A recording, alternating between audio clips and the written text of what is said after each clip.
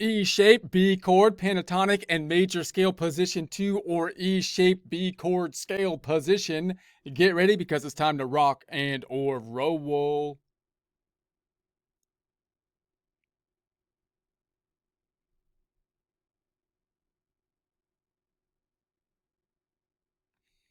Here we are in our worksheet where we have the top string on top, that being the low or heavy E string, the one closest to the ceiling, the high E string on the bottom, the one closest to the floor, the 0 representing the open fret, one which, if indicated, we would not be putting our finger down on, but rather ringing out as open.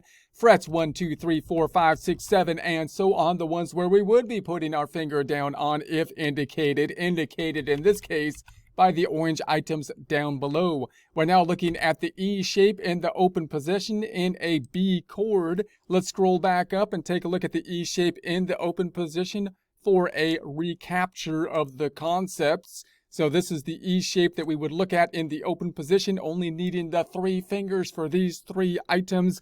These 3 strings ringing out as open. The open E, the one that we want to be referring to, that's going to tell us what chord we are playing as we play this in the open position. We're going to call this an E shape in the open position so that it will not contradict ourselves in our minds when we move this shape forward, still calling it an E shape, but now playing the chord of an F, the chord of a G, the chord of an A, the chord of a B, the chord of a C, and so forth and so on. While in the open position, we see that we do have these open strings that if we move them up, then we have to compensate for that in some way. So if I move the chord up, we can do that by either just fingering the same strings, or we can adjust our fingering playing a familiar bar shape for the major kind of bar shape. So let's move back on down to the base to continue the discussion. So if we're going to move on down here, you could move the same shape all the way up here and then just play basically those 3 strings, and that would be a perfectly legitimate thing to do. But as you do that, you'd still want to be referring back to this one, even if you're not plucking the E string, in order to note that that will tell you what the root is that you are playing. You might say, well, there's another B right there. That is true, but you might not know the notes on the D string as well as you do on the E string. It would be nice if you memorize the D and the A, because that basically will allow you to play those shapes as you go up and know the chord that you are playing in, which is another way that you could start to figure out all the notes on the fretboard and that whole thing. But you can learn the shapes relative by knowing the first 2 strings, and then once you have that down, you can play any combination of them, or you can play that familiar bar chord, barring off with your index here, playing these with the other fingers here. Many people might not even see this anymore as an E shape that has been moved up, because that bar chord is so familiar, they might just call it like a major shape bar chord. But you do want to keep in mind that it is in alignment with the concept of moving the shapes up so that you can see the integration of those concepts, making it easier to learn, easier to connect. So then, of course, you can have different voicings of these shapes as well, and it's perfectly fine to play different voices. If you want to play these 3 strings down here, you don't have to hold the whole bar chord. I used to think that. That's why I keep saying it. I used to think, well, that'd be cheating if I didn't hold the bar chord. I just played like these 3 notes and fingered it differently. Well, no, apparently that's not cheating. You can totally do that. People do that all the time. So don't feel necessary that you got to hold the full bar chord if you're not using the entire bar chord. So now let's move it up to the pentatonic, and then I'm going to go back to the right here and just to take a look at the pentatonic and the home position, which I would say is the C major A minor, which would be here. I would call this position 1. If we move that up to position 2 and C major A minor, this would be the shape that you might be familiar with if you learned it in that key, which many people do.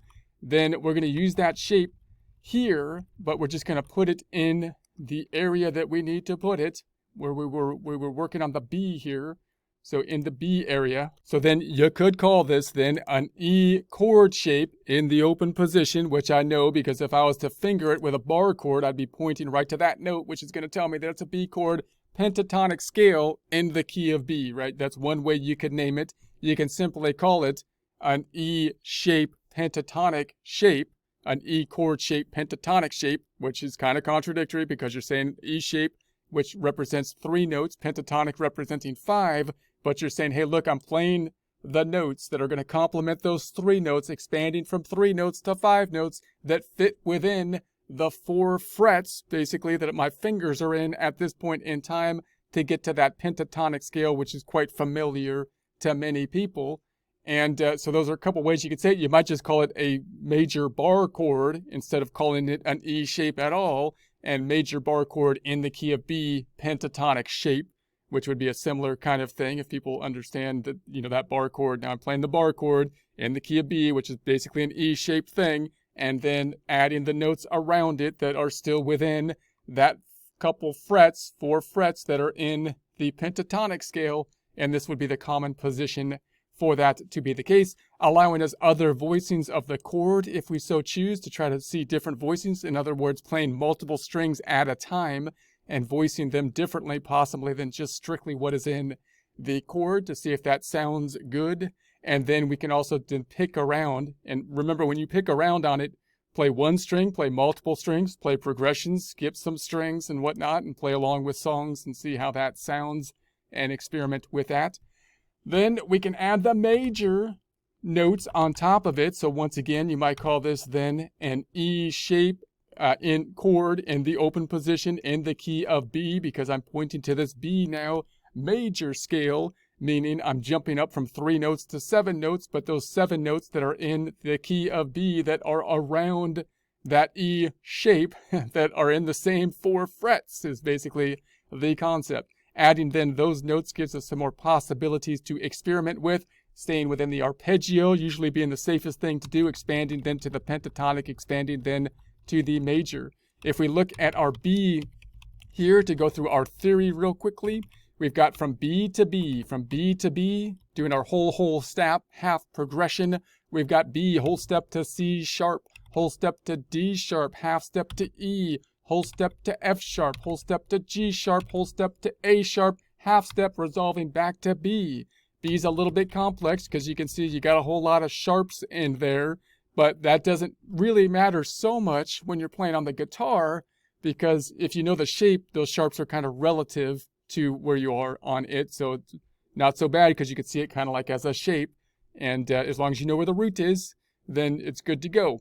If we were then to list those, we got the notes in the B major, B, C sharp, D sharp, E, F sharp, G sharp, A sharp, resolving back to B. We got the 7 notes in there. If we were to take the chord, then we're looking at B's, D sharps, and F sharps. That's the 1, 3, 5. Just to recap that, those are going to be in the orange area. So we've got the B here, the F sharp, the B, the D sharp, the F sharp, and then another B. So that coincides with the B, the D sharp, and the F sharp.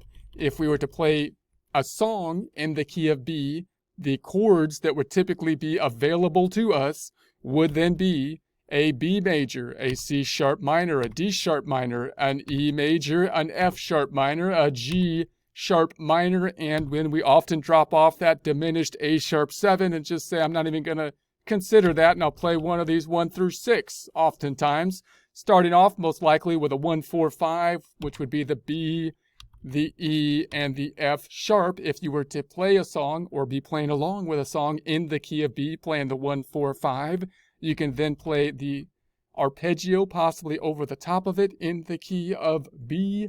You can possibly then add the pentatonic, the next safest thing to do, 5 notes, and then you can expand to the full 7 notes, the next safest thing to do.